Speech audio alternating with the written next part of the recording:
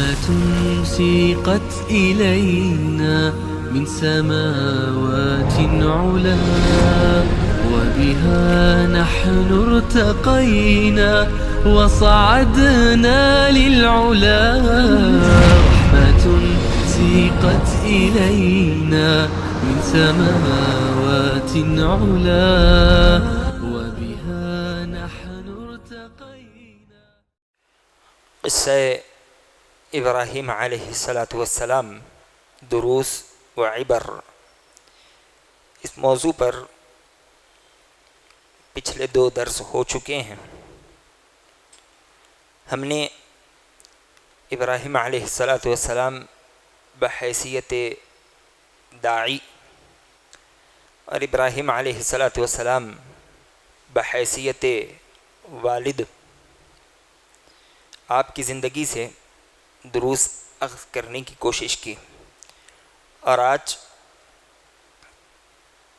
اس موضوع کا یہ آخری درس رہے گا جس کا عنوان ہوگا ابراہیم علیہ السلام بحیثیت شوہر۔ ایک شوہر کی حیثیت سے ہمارے لیے آپ کی زندگی میں کیا نصیحتیں ہیں، کیا دروس ہیں، ہم وہ دیکھنے کی کوشش کریں گے۔ تو سب سے پہلا جو درس آپ علیہ السلام کی زندگی میں ہمارے لیے شوہر کے ناحیے سے ملتا ہے، وہ یہ کہ نیک بیوی کا انتخاب ہونا چاہیے۔ ایسی بیوی جو خیر کے معاملات میں ہمارا ساتھ دے، جو دیندار ہو، اللہ تبارک و تعالی کی ذات پر ایمان رکھنے والی ہو، اور جو مصیبتوں میں صبر کرنے والی ہو، اور جو اولاد کی تربیت کرنے والی ہو۔ اب دیکھیں، سب سے پہلے سارہ علیہ السلام آپ کی بیوی تھی۔ آپ نے جب اپنا ملک چھوڑا تو یہ بھی شوہر کے ساتھ ساری تکلیفوں کو برداشت کرتے ہوئے نکل پڑی، اور اس کے بعد آگے بھی کئی مسائل اور کئی تکلیفوں کا سامنا رہا، لیکن آپ ثابت قدم رہی اور شوہر کا ساتھ دیتے رہی۔ نتیجہ کیا نکلا کہ اللہ تبارک و تعالی نے آپ کی نسل میں انبیاء علیہم السلام کے سلسلے کو جاری کر دیا۔ اسحاق علیہ السلام آپ کے بطن سے پیدا ہوئے، اور اسحاق علیہ السلام سے آگے کی نسل میں کئی انبیاء علیہم السلام نے جنم لیا۔ اور دوسری بیوی ہاجر علیہ السلام، آپ کے متعلق ہم تمام باتیں جانتے ہیں کہ آپ کس قدر اللہ کی ذات پر ایمان رکھنے والی، بھروسہ کرنے والی، اور خیر کے معاملات میں شوہر کا ساتھ دینے والی تھی۔ یہاں تک کہ آپ نے شوہر کی اطاعت میں، اللہ تبارک و تعالی کے حکم کی تعمیل میں ایک بیابان میں رہنا گوارا کر لیا۔ آپ نے شوہر کے کہنے پر کہ یہ اللہ کا حکم ہے، اپنے بچے کو حوالے کر دیا کہ لے جاؤ اور اس کے گلے پر چھری چرا دو۔ یہ کوئی معمولی بات نہیں ہے۔ تو بحیثیت شوہر سب سے پہلے نیک بیوی کا انتخاب بے حد ضروری ہے۔ آج بہت سے دفعہ جب ایک لڑکا لڑکی دیکھتا ہے تو چہرہ دیکھتا ہے، مال دیکھتا ہے، حسب نسب دیکھتا ہے، دیکھے کوئی نکیر نہیں ہے، لیکن ان تمام چیزوں پر جس چیز کو فوقیت دے وہ دین ہے، وہ سیرت ہے، اخلاق ہے، صبر ہے، آگے چل کر اولاد کی تربیت کرنے والے معاملات ہیں۔ اگر ایک عورت خوبصورت ہو، مالدار ہو، حسب نسب والی ہو، لیکن اس کے پاس دین نہ ہو تو پھر یہ تمام چیزوں کی کوئی اہمیت نہیں رہ جائے گی۔ اور اسی چیز کو ہم اگر خواتین کے ناحیے سے دیکھیں تو وہاں بھی یہ بات اسی طرح منطبق ہوتی ہے جس طرح مردوں کے ناحیے سے منطبق ہوتی ہے کہ عورت اونچا تڑانگا مرد دیکھے، خوبصورت دیکھے، مالدار دیکھے، خاندان والا دیکھے، لیکن اگر دیندار نہ دیکھے تو پھر اس کی نسل سے صالح اولاد جنم نہیں لے گی۔ کل کے درس میں ہم نے کہا تھا کہ جیسی کھیتی کی جائے گی ویسا ہی پھل ملے گا. اگر ہم بادام بوئیں گے تو پھل میں بادام ملے گا، چنا بوئیں گے تو پھل میں چنا ہی ملے گا. چنا بو کر بادام کی کبھی امید نہیں لگائی جا سکتی. اسی طرح ابراہیم علیہ السلام اپنے بیٹے سے ملاقات کے لیے پہنچے اسماعیل علیہ السلام کے پاس. آپ ملک شام میں تھے، اسماعیل علیہ السلام مکہ میں رہتے تھے. جب گھر پہنچے تو آپ نے دیکھا کہ بیٹا گھر پر موجود نہیں ہے، لیکن بیٹے کی گھر والی یعنی بہو موجود ہے. آپ نے اس سے دریافت کیا کہ تمہارا شوہر کہاں ہے؟ کہنے لگی کہ وہ ہمارے کھانے کا انتظام کرنے گئے ہوئے ہیں. آپ نے پوچھا کہ کیا کھاتے ہو؟ اسماعیل علیہ السلام کی زوجہ کہنے لگی کہ گوشت کھاتے ہیں اور پانی پیتے ہیں الحمدللہ. تو آپ نے کہا کہ جب تمہارا شوہر آئے تو میرا سلام اسے پیش کرنا اور اس سے کہنا کہ اس چوکھٹ کی حفاظت کرے. یہ شکر گزار بیوی ہے، شکر گزار بیوی ہے تو اس کے نتیجے بھی اچھے نکلیں گے. اور شکر گزار بیوی کا نتیجہ کیا نکلا کہ انہی کی نسل سے آگے چل کر نبی علیہ السلام کی ولادت ہوئی. بحیثیت شوہر سب سے پہلے ایک اچھی بیوی کا انتخاب بے حد ضروری ہے. ایک تو میری زبان سے ایسے ہی نکل گیا. چلے، اور اس کے آگے کا جو فائدہ ہے ابراہیم علیہ السلام کی زندگی بحیثیت شوہر وہ یہ کہ بیوی جب پریشان ہو تو اس کے پریشانیوں میں شوہر اس کے ساتھ کھڑا رہے، اس کی تکلیفوں کو سمجھے، پوری کوشش کرے کہ وہ اس کا دفاع کرے، اس کی تکلیف کو اس سے دور کرے. اب دیکھیں جب سارہ علیہ السلام آپ کے ساتھ ہجرت کے لیے نکل پڑی تو بیچ میں مصر پڑا. اب مصر کا بادشاہ بڑا ظالم تھا. اب وہ جہاں کہیں راستے میں کوئی عورت دیکھتا اسے اچک لیتا. اگر معلوم ہوتا کہ ساتھ آنے والا شوہر ہے تو اس کی بیوی کو لے لیتا. اگر پتہ چلتا کہ بھائی ہے تو اس کی بہن کو چھوڑ دیتا. تو جب سارہ اور ابراہیم علیہ السلام کے متعلق اسے علم ہوا تو اس نے سارہ علیہ السلام کے بارے میں ابراہیم علیہ السلام سے پوچھا کہ یہ کون ہے؟ آپ نے کہا کہ یہ میری بہن ہے. یعنی ساری مسلم خواتین اور تمام کے تمام مسلمان ایک دوسرے کے بھائی بہن ہوتے ہیں.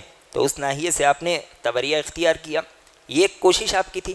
لیکن باوجود اس کے سارہ علیہ السلام کے حسن و جمال سے وہ اس قدر متاثر ہوا کہ اس کا ارادہ بدل گیا. اس نے آپ کو تکلیف دینے کا قصد کیا. جیسے ہی وہ آپ کی طرف آگے بڑھتا ابراہیم علیہ السلام ایک الگ جگہ پر نماز پڑھنے کے لیے کھڑے ہو گئے اور اللہ سے دعا کرنے لگے. آپ کی نماز جاری ہے اور یہ ظالم بادشاہ کا قصد ہوا کہ وہ سارہ علیہ السلام کو نقصان پہنچائے. جیسے یہ ہاتھ آگے بڑھاتا اسے فالج ہوتا اور وہ زمین پر گر جاتا اور پھر کہتا کہ عافیت کی دعا کرو. اور جب عافیت ہوتی تو پھر سے یہی حرکت کرتا. 3 دفعہ اس نے یہی معاملہ کیا. لیکن جب تیسری دفعہ اسے پتہ چل گیا کہ کوئی معمولی لوگ نہیں ہیں، ان کی طرف برائی کا ارادہ رکھنا گویا وبال جان ہے، تو اس نے انہیں چھوڑ دیا. اور جب سارہ علیہ السلام ابراہیم علیہ السلام کے پاس آئی اور انہوں نے دیکھا کہ آپ نماز پڑھ رہے ہیں تو یہ سارا معاملہ سمجھ گئی اور کہنے لگی کہ اللہ تبارک و تعالی نے شر سے ہماری حفاظت فرما لی اور برائی کا ارادہ رکھنے والا ہمیں نقصان نہیں پہنچا پایا. تو شوہر بیوی کی تکلیف میں اس کے ساتھ کھڑا رہے اور یہ کوشش کرے کہ وہ بیوی کی کس ناحیے سے مدد کر سکتا ہے، وہ کس طرح تکلیف کو اس سے دور کر سکتا ہے. اور تیسری چیز ہے کہ شوہر بیوی کے نان نفقے کا مالک ہے، وہ ذمہ دار ہے، وہ اپنی ذمہ داری کو ادا کرے. ابراہیم علیہ السلام نے سارہ علیہ السلام اور اسماعیل علیہ السلام کو کعبۃ اللہ کی زمین پر چھوڑ دیا. چھوڑتے وقت جو روایت ہمیں ملتی ہے کہ آپ نے ایک بوری کھجور دی اور ایک پانی کا مشکیزہ رکھ دیا. اور پھر اس کے بعد جو کچھ معاملہ ہوا ہم جانتے ہیں کہ وہ کھجور بھی ختم ہو گئے اور وہ پانی بھی ختم ہو گیا. پھر اس کے بعد اللہ تبارک و تعالی کی مدد آئی اور وہاں پہ زمزم کا چشمہ پھوٹ پڑا اور پھر لوگ اس پانی کو دیکھ کر آنے لگے، بسنے لگے اور زندگی اس طرح سے چلنے لگی۔ مفسرین یہاں یہ نقطہ بیان کرتے ہیں کہ ابراہیم علیہ السلام اپنی بیوی بچے کو یہاں جو چھوڑ گئے یہ اللہ کے حکم سے چھوڑ گئے تھے، اور اللہ تبارک و تعالی نے ان کے نان نفقے کی ذمہ داری لے رکھی تھی۔ اللہ تبارک و تعالی ایک تھیلا کھجور اور اتنا پانی خود دے سکتا تھا، لیکن ابراہیم علیہ السلام نے یہاں اپنی ذمہ داری ادا کی کہ ہماری جتنی استطاعت ہے میں اپنے بیوی بچوں کے لیے جو کچھ کر سکتا ہوں میں وہ کروں گا، اور ابراہیم علیہ السلام نے وہ کیا۔ آج بھی کچھ لوگ اللہ کی راہ میں نکلتے ہیں ان کی زبانی، اور جب وہ اللہ کی راہ میں نکلتے ہیں تو ان کے گھر والے بھوک مری کی راہ پر نکل جاتے ہیں، پیچھے انہیں کوئی دیکھنے والا نہیں ہوتا۔ کچھ روز قبل ہم ایسے ہی بیٹھے گفتگو کر رہے تھے تو ہمارے ایک ساتھی نے کہا کہ پاکستان میں بیواؤں کا ڈیٹا جمع کرنے کے لیے ایک فارم پھیلایا گیا، پتہ چلے کہ پاکستان میں کتنی بیوائیں ہیں، ان کی مردم شناسی ہو جائے۔ تو اس میں ایک فارم ایسا بھی آیا جس میں لکھا ہوا تھا کہ قریب قریب بیوہ۔ تو انہیں بڑا تعجب ہوا، ان لوگوں نے اس عورت سے سوال کیا کہ اس کا کیا مطلب ہے؟ تو وہ کہنے لگی کہ میرا شوہر دین کی دعوت کے لیے نکل جاتا ہے اور پیچھے ہمیں لقمہ کھلانے والا کوئی موجود نہیں ہوتا، اور جب ایسے لوگوں سے آپ بات کرو تو یہ اللہ تبارک و تعالیٰ کی ذات پر توکل کی بات کرنے لگتے ہیں۔ کیا ابراہیم علیہ السلام اللہ کی راہ میں نکلے ہوئے نہیں تھے؟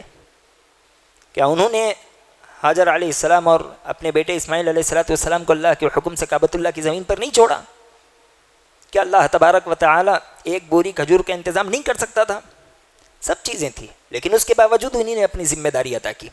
یا پھر یہ بھی ہو سکتا ہے نعوذ باللہ ثم نعوذ باللہ کہ ہم یہ سمجھ رہے ہیں کہ ہمارا توکل ابراہیم علیہ السلام کے توکل سے زیادہ ہے۔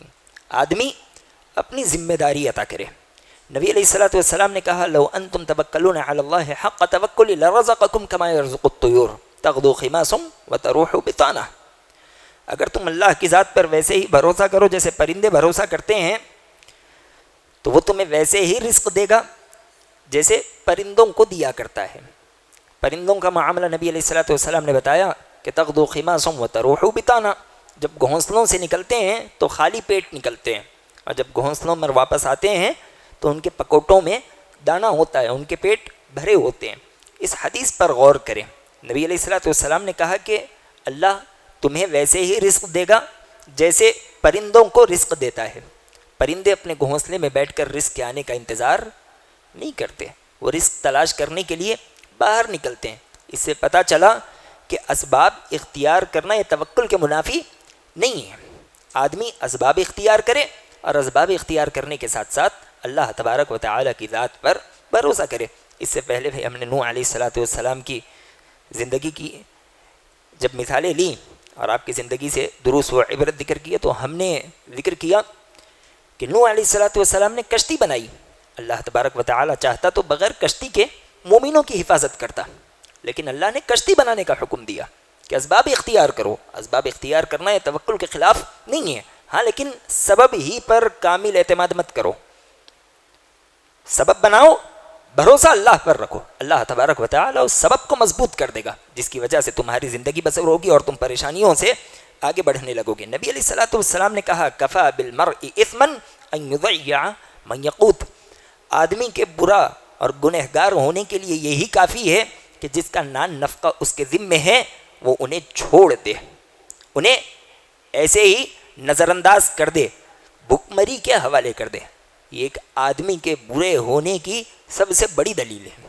اور آج ہم ہماری صفوں میں ایسے بہت سے لوگوں کو دیکھتے ہیں جو دن رات اللہ تبارک و تعالیٰ کی تلاوت میں لگے، ذکر میں لگے ہیں، عبادتوں میں لگے ہیں، اور ان کے گھر والوں کی قیادت ہے کہ کھانے کے لیے ان کے پاس کھانا نہیں، اس کے جسم میں قوت ہے، یہ محنت کر سکتا ہے۔ اسی لیے نبی علیہ السلام نے کہا کہ ان لربک علیک حق ولنفسک علیک حق ولأہلک علیک حق فاعطی کل ذی حق حقہ۔ آپ علیہ السلام نے کہا کہ تمہارے رب کا تم پر حق ہے، تمہاری جان کا تم پر حق ہے، تمہارے اہل و عیال کا بھی تم پر حق ہے، فَأَعْطِ كُلَّ ذِي حَقٍّ حَقَّهَا، ہر حق والے کو اس کا حق دو. ایک حق والے کو حق دینے کے چکر میں دوسرے حقوق مت مارو. ایک کامل مومن وہ ہوتا ہے جو تمام حقوق ہر حق والے کو دیتا ہے اور ایک کا حق ادا کرنے کے مسئلے میں دوسرے کا حق حذف نہیں کیا کرتا. تو ابراہیم علیہ السلام کی زندگی سے ہمیں یہ نصیحت ملتی ہے کہ ہم گھر والوں کی مصلحتوں کا اور ان کے نان نفقے کا خیال کریں. اسی طرح ایک بڑا درس ابراہیم علیہ السلام کی زندگی سے ہمیں ملتا ہے اور یہی درس کل ہم نے اولاد کی تربیت میں بھی ذکر کیا تھا کہ شوہر پوری کوشش کرے کہ وہ اپنی بیوی پر اپنا اعتماد قائم رکھے، وہ اس کا اعتماد جیتے، اس کا دل جیتے. اس قدر اپنا اعتماد اپنی بیوی پر رکھے کہ وہ شوہر کے بالمقابل پھر کسی کی بات نہ مانے. آج جو گھروں میں مسائل ہو رہے ہیں اس کی وجہ میاں بیوی کے درمیان کے جھگڑے زیادہ نہیں ہوتے، اس کی وجہ دوسری تیسری جانب سے آنے والی باتیں ہوتی ہیں کہ ان سے ملاقات کے لیے چلے گئے انہوں نے کچھ سکھا دیا، ان سے ملاقات کے لیے چلے گئے انہوں نے کچھ سکھا دیا اور وہیں سے بدزنی شروع ہو گئی اور بدزنی کے ذریعے سے تو تڑانگ اور اس طرح کے جھگڑے ہوتے ہیں کہ پھر یہ رشتے ٹوٹنے کی ڈگار پر آ جاتے ہیں. آپ دیکھیں اسماعیل علیہ السلام کو ابراہیم علیہ السلام ذبح کرنے کے لیے لے جا رہے ہیں اور شیطان ناصح کی شکل اختیار کر کر حاجر علیہ السلام کے پاس آتا ہے اور آ کر کہتا ہے کہ ابراہیم کو مغالطہ ہو گیا، وہ اپنے بیٹے کو ذبح کرنے لے جا رہے ہیں اور وہ یہ سمجھ رہے ہیں کہ وہ اللہ کی جانب سے حکم ہے، حالانکہ وہ نہیں جانتے کہ انہیں یہ بات شیطان کہہ رہا ہے. تو حاجر علیہ السلام نے کہا کہ تو شیطان ہے، اگر ابراہیم کہہ رہے ہیں کہ یہ اللہ کا حکم ہے تو پھر انہیں عمل کرنے کے لیے چھوڑ دیا جائے، انہیں عمل کرنا چاہیے. اور انہوں نے شیطان کو وہاں سے دھتکار دیا. یہ بڑا سبق ہے کہ شوہر بیوی پر اعتماد رکھے، بیوی شوہر پر اعتماد کرے اور یہ دونوں اپنی زندگی کے درمیان کسی تیسرے کو داخل ہونے نہ دیں، وہ اپنی زندگی کے مسائل خود حل کریں. ہاں اگر کچھ مسئلہ ہو جائے تو جیسا اللہ تبارک و تعالی نے قرآن میں کہا کہ کچھ بڑے بزرگ بیٹھیں اور پھر ان کے مسائل کو دور کر دیں، لیکن یہ مسائل کب پیدا ہوں گے؟ جب ان کے درمیان اعتماد ختم ہو جائے، جب یہ اپنی زندگی میں کسی دوسرے تیسرے چوتھے کو آ کر گفتگو کرنے کا موقع دیں، تب جا کر یہ تمام چیزیں پیدا ہوگی. اور اللہ نے کیا کہا؟ ہن لباس لکم وانتم لباس لہن، تم ان کا لباس ہو وہ تمہارا لباس ہے. اور ہر لباس کے پیچھے کچھ نہ کچھ نقص ہوتا ہے، میرے لباس کے پیچھے بھی نقص ہے، ہم میں سے ہر انسان کے لباس کے پیچھے نقص ہے. لباس ہوتا ہی اس لیے ہے کہ نقص کو اور عیب کو چھپایا جا سکے. اب جو آدمی لباس کے اس مقصد کو بھول جائے اور اپنا لباس اتار کر سب کو اپنا عیب دکھانے لگ جائے تو اس آدمی سے بڑا بدبخت کون ہوگا؟ جو لوگ یعنی جو میاں بیوی اپنے مسائل اوروں کے سامنے زبردستی بیان کرنے لگتے ہیں وہ اپنے عیب خود ہی لوگوں کے سامنے لانے والے ہیں. انہیں اس چیز سے گریز کرنا چاہیے اور انہیں چاہیے کہ وہ دونوں آپسی مسائل آپس میں حل کریں، ایک دوسرے پر اعتماد مضبوط رکھیں، کسی تیسرے کو آنے کی گنجائش نہ ملے. اور ایک دو باتیں کہتے ہوئے ہم اپنی بات کو ختم کریں گے. ایک اہم درس ہمیں ابراہیم علیہ السلام کی زندگی سے یہ ملتا ہے کہ جو بیوی ہے وہ گھر کے مال کی حفاظت کرے اور اسراف سے گریز کرے. جب آسمان سے فرشتہ آیا اور اس نے ان کے لیے پانی زمین سے نکال دیا، نبی علیہ السلام کہتے ہیں، بخاری کی روایت ہے کہ جب ہاجر نے دیکھا کہ زمین سے پانی ابل رہا ہے تو وہ اپنے ہاتھ سے اس پانی کے اطراف منڈیر بنانے لگی اور انہوں نے اسے کہا کہ زم زم رک جا. نبی علیہ السلام کہتے ہیں کہ اگر وہ اسے منڈیر نہ بناتی تو وہ پانی ایسے ہی بہتے رہتا. تو اس سے علماء یہ نقطہ بیان کرتے ہیں کہ وہ چاہتی تو اسے ایسے ہی بہنے کے لیے چھوڑ دیتی، لیکن نہیں، انہوں نے اس کی منڈیر بنائی اور اس کی حفاظت کی. تو جو گھر کا مال ہے وہ عورت کے ذمہ ہوتا ہے کہ وہ اسے محفوظ رکھے، اتنا استعمال کرے جتنی ضرورت ہے. جو چیزیں گھر میں ہیں کا ڈھنگ سے استعمال ہو، ضرورت سے زیادہ استعمال نہ ہو، یا چیزوں کو ایسے ہی خراب ہونے کے لیے نہ چھوڑا جائے۔ یہی چیزیں ہوتی ہیں جو گھروں میں خیر برکت لے کر آتی ہے۔ اگر آپ چیزوں کو ایسے ہی خراب کرتے رہیں تو شوہر کا سارا مال ختم ہو جائے گا، وہ کماتا رہے گا اور گھر میں ایسے ہی پیسے خراب ہونے کے لیے بڑھتا رہے گا، پھر آخر کار کیا ہوگا کہ دونوں کے درمیان میں نا اتفاقی پیدا ہو جائے گی، پھر انہی سامانوں کو لے کر جھگڑے شروع ہوں گے۔ تو یہ چھوٹی چھوٹی چیزیں ہماری تربیت کرتی ہیں اور ہمارے گھر کے درمیان میں خوشی لاتی ہیں اور گھر کے درمیان میں خیر و برکت لاتی ہے۔ اللہ تبارک و تعالیٰ نے بھی کیا کہا، لئن شکرتم لأزیدنکم ولئن کفرتم ان عذابی لشدید، اگر تم شکر گزاری کرو گے ہم بڑھا بڑھا کر دیں گے، ناشکری کرو گے تو پھر یاد رکھو کہ اللہ کا عذاب بڑا سخت ہے۔ مفسرین کہتے ہیں کہ نعمت کی شکر گزاری نعمت کے صحیح استعمال میں ہے۔ جو نعمت ہاتھ ہے اگر ہم اس کا صحیح استعمال کریں گے اللہ تبارک و تعالی اس نعمت کی عمر بڑھا دے گا، اس نعمت میں اضافہ کرے گا۔ اگر اس کا استعمال صحیح نہ ہو تو یہ نعمت ہمارے ہاتھ سے چلی جائے گی اور اللہ تبارک و تعالی کے دوسرے عذابات بھی ہمارا انتظار کر سکتے ہیں۔ اور ایک آخری بات، ویسے تو باتیں بہت ہیں لیکن وقت ختم ہو رہا ہے، کہ عورت کا کیا کردار ہوتا ہے۔ ایک عورت کا کردار ہے کہ وہ مرد پیدا کرے، رجال پیدا کرے، اولاد کی ایسی تربیت کرے کہ وہ آگے چل کر دین اسلام کا داعی ہو جائے، اسلام کا دفاع کرنے والا ہو جائے۔ سارہ علیہ السلام کی زندگی بھی ہمیں یہی درس دیتی ہے اور حاجر علیہ السلام کی زندگی بھی ہمیں یہی درس دیتی ہے کہ دونوں نے اپنے بچوں کی ایسی تربیت کی کہ اللہ تبارک و تعالیٰ کے حکم کے آگے اپنا سر خم کرنے والے تھے۔ یہ اللہ کے حکم کے بعد سوال کرنے والے نہیں تھے بلکہ حکم کی تعمیل کرنے والے تھے۔ اور اس کا نتیجہ کیا نکلا کہ اللہ تبارک و تعالیٰ نے ان دونوں کے نسلوں میں نبوت کے سلسلے کو جاری کر دیا۔ اس جہاں کا سب سے اونچا مرتبہ، سب سے اونچا رتبہ اللہ تبارک و تعالیٰ نے ان دونوں کے بچوں میں رکھ دیا۔ اسحاق علیہ السلام کی بھی نسل سے انبیاء آئے، اسماعیل علیہ السلام کی نسل سے محمد صلی اللہ علیہ وسلم آئے۔ تو یہ عورت کا کردار ہے، وہ اپنا کردار سمجھے، تکلیفیں آئیں گی لیکن شوہر کی اطاعت میں لگی رہے اور بچوں کی تربیت کرتی رہے۔ اور وہی لڑکے آگے چل کر والد کے سامنے اپنا سر جھکاتے ہیں، والد کی اطاعت کرتے ہیں جن بچوں پر ماؤں کی محنت ہوتی ہے، اور جو مائیں اپنے بچوں کے دل میں والد کا احترام بٹھاتی ہیں۔ اور آج ہم کئی معاملات دیکھ رہے ہیں کہ بچے نے والد کے چہرے پر ہاتھ اٹھا دیا، بچے نے باپ کو ڈھکل دیا، بچے نے باپ کو گھر سے نکال دیا۔ اگر ہم ذرا اس کی تحقیق کریں تو ہمیں پتہ چلے گا کہ یہاں ماں کی تربیت کا کچھ غلط اثر پڑا ہوا ہے کہ باپ کمانے کے لیے باہر چلا گیا تھا، یہاں پہ بچے ماں کے ساتھ تھے، حالانکہ اسی کی کمائی پر زندگی بسر کر رہے تھے، لیکن بچوں کے ذہن میں یہ بیٹھا ہے کہ باپ ہمیں چھوڑ کر باہر تھا اور یہاں پہ ہماری جو کچھ خدمت کی ہمارے ماں نے کی۔ اور جب وہ واپس آتا ہے تو ان کا مزاج سارا بدلا ہوا ہوتا ہے، اگر یہ ذرا انہیں کچھ ڈانٹ دے تو وہ اسے جھڑکی دینے لگ جاتے ہیں اور اسے دھکا دینے لگ جاتے ہیں۔ یہاں پہ ایک اور بات بھی ہے جو ابراہیم علیہ السلام کی زندگی سے ہمیں ملتی ہے کہ وہ بات یہ ہے کہ آدمی اپنے اہل و عیال کی، اہل خانہ کی فکر کرے اور ان کی خبرگیری کرتے رہے۔